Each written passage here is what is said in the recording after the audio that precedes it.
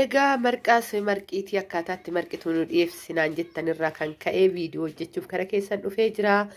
Egaa utaaloo naqabeef dhiifama isiniin jecha ashamaa harka fuunee akkam jirtu kabajamtoota fi jaalatamtoota chaayinaalaa ayyaantu asallaa jedhu jalatti argamtan hundi keessan utaaloo miti baay'ee yeroo darbee adaamaa keessa bubbee ture. Amma immoo qilleensa deebisee kanaan wal qabatee utaaloo baay'ee qoonqoo kee hunda na cufee jira. Amma asii kana gingilcheen jira. Amma mee kan koo dhiifneeti karaa nyaatatti deebina. Kuni midhaan ani duqeetii mitii kan hojjedhu mana keessaa midhaan marqaa midhaan bulluqaan dhabu yoon qopheessullee isinitti mul'isuu baadhu mana koo keessa kunniin hin dhabaman jechuudha. Tokko mana kiyya dhadhaatu jira narraa fadhaa.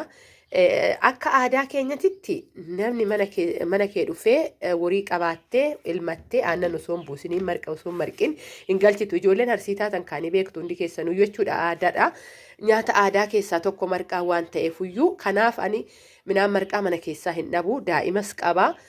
Yeroo godhuufi qabutti daa'imaafis nan godha garuu keessummaa nan qaba yeroo baay'ee viidiyoon hin waraabne malee keessummaan mana koo dhufu marqeetan dhadhaas qopheeffadheen teechisa kan namni raafatu ani dhadhaas hin gurguru baay'isawwee aannan illee dura gurguraan ture amma garuu woriitu caala ijoollee.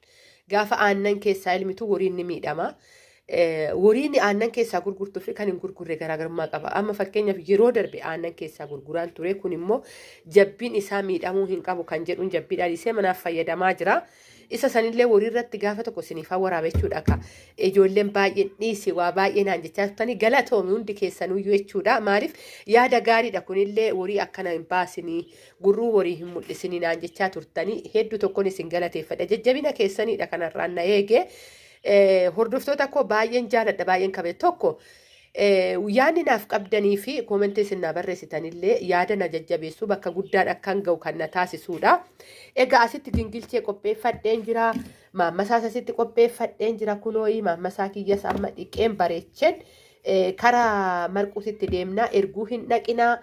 Dhadhaanis qophaa'ee jira wanni hunda wajjumaan nyaanna aannan jira yaada keessan isirraa nan barbaada. Na eegaa erguun dhaqina turtiin afaana godhaa isiniin jedha baay'ee. Bishaan marqaa maammasaa duratti illee kunoo dhiqeen bareechee qopheeffadheen jira. Isiniin jechuun jaaladhaa. Egaa akka kushiinaa keessattan hojjedhe. Kushiinaa biyya keenya qoosarrattuu ta'eetu jira. Yeroo baay'ee ani ganaa baay'izawee manaayyuu manni kee xiqqaadha ganaa manaayyuu ijaarradha. Kushiinas gaafa sani kaasirratti kan nyaata hojjechaa ta'u wajjin waraabnu. Isiniin jechuun jaaladhaa. Egaa kaakunoo bishaan asitti qopheessee walumaan marqina kaameeraa maanii hin qabu waan ta'eef itti naqadhee walitti deebinaa erguuyyuu hin naqina.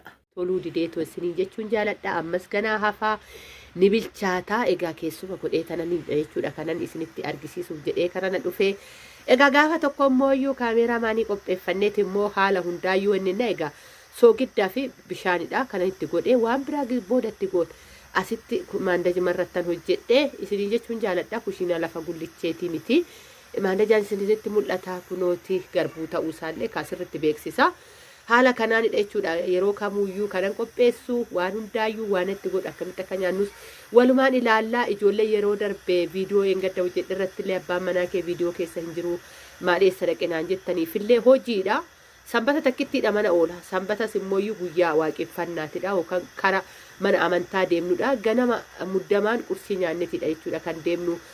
Sa'aa boodatti immoo yookaan nama wajjin hariirootu jira waan akkasii saniif malee erguuyyuu naqnee hojjeteetuma galaa gaafa tokko wajjin dhufna isa wajjin illee isiniin jechuun jaaladha. Haaluma jireenya kanatu nama fiiksa malee waan biraa nagaa isaadha isiniin jechuun jaaladha. Erguun naqina ammas jedheen jira.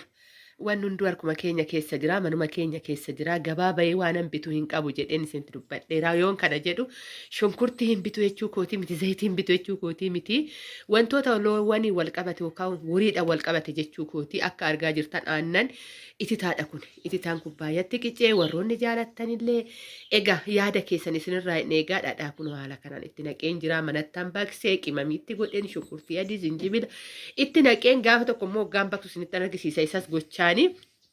Egaa marqaa baay'ee guuteen goon ijoollee kooti dhaanaadha. Egaa abbaan manaa koo galgala baay'ee itti noo isu marqaadha. Hanga tokko yoo keessummaa wajjin lama fudhate gaafan keessummaadha hojjedhu keessummaa wajjin akkam hoo nyaate malee baay'ee nuyi gizee gurannuyyuu nu faana noo isu jechuudha inni baay'ee. Anaadha namni marqaa jaalatu. Haana illee baay'ee dhadhaadhayyuu noo istu baay'ee anumatu loleetuma. Babarsiiseetuma nyaanyaachisa malee baay'eetti noo istu ishiinuyyuu isiniin jechuufanii haa ta'u malee immoo akkatti gaafan hojjedhu gorseen loleenii nyaachuu qabdaa nyaatamuu qabaa woriin dirqamaadhaa wanna woriidhaan wal qabate nyaachuun jedheetin jechuudha kanan itti gorseetoo nyaachisuu isiniin jechuun jaaladhaa kattan hojjedhee marqaa garbuu duraayyuu isiniin jedheen jira dhadhaa manaatidha kanaadha warroonni immoo galtanii soggaa jiraattan goraa. Marqaa nyaadhaa goraa aannan dhugaatii darbaa isiniin jechuun jaaladhaa. Azawwee ijoolleen galuudhaaf kaate ijoolleen baay'een hin dhufna kannaan jette jirti. Akkasumas immooyyuu egaa amman dubbadhu obboleettiin tokko sittan goreetoo yuutuubii si faana hojjedha kan jette jirti. Seenaan ishii gaafuma ishiin dhuftan isiniif kaasa. Haala hundaayyuu yoggaa isin afaana chaanaala kana laayik gootanii sheer gootanii sabiskiraabii gootanidha jechuudha. Kan namoota akkasiitillee argachuu dandeessanii. Egaa kana gochuun gatii nama hin baasisiisu. Warroonni kuuwanuyyuu jiru. Warri gargaarsa fi ijaaramanii too namaayyuu gargaaranii. Kun immooyyuu bilbiluma keessanii laayikii xuquudhaan alatti gatii biraa kan nama gaafatu hin jiru. Waayifaa hoggaa ta'e firiidha kan fayyadamnu. Ijoollee tokko tuyyuu daataa fayyadama. Nagarramaayyuu ijoolleen daataa fayyadamte viidiyoo hordofanii dhufanii meeshaa fudhatanuu na ajaa'ibu jechuudha. Warri immooyyuu akkanatti qabaattanii too fayyadamtan laayik hoggaa gootan homaa rakkoo hin qabu isiniin jechuufanii. Egaa kanaadha asirratti isinitti mul'isa biraanillee gaheetoo. Dhadhaa magaala baay'ee bareeda warri barbarees baay'ee jaalattan warri barbarees xiqqoo jaalattan jiddu galeessa godheetidha jechuudha asirratti ofaa irrattu isinitti mul'achaa jira kanaadha. Isiniin jechuun jaaladhaa asumaan meeshaalee kana ijoollee baay'ee fangalchee ture sahaanii kana tanaan dura amma badanii jiru sahaaniiwwan kun waan hundaa yeroo jiruu fi yeroo jirutti gaafa fayyadaman gaariidha yeroo wanni tokko dhufee too beeksisan dafaatti fayyadama asumaanii isiniin jechuun jaaladhaa hoggaa sadan baranaa moo maalidha baay'ee faashinii ture amma immoo hin bade inumaayyuu hin jiru jechuudha sahaanonni akkasiisuun kan biraatiin dhufan malee. Warroonni tanaan dura galfattan baga gammaddan warri immooyyuu ammas meeshonni biraa jiran itti fayyadamaa isiniin jedha gamanumaanii viidiyoo kana mee ilaalchuma isin qabdanii fi nyaata akkan itti fufee hojjedhu mee viiyuma meeqa akka hin argatus walumaan laallan isiniin jedha turtii gaarii nagaa naataa hedduun isin jaaladhaa hedduun isin kabajaa nyaatanis haa ta'u hojiidhanis haa ta'u aga viidiyoo biraatiin walitti deemnutti baay'ee.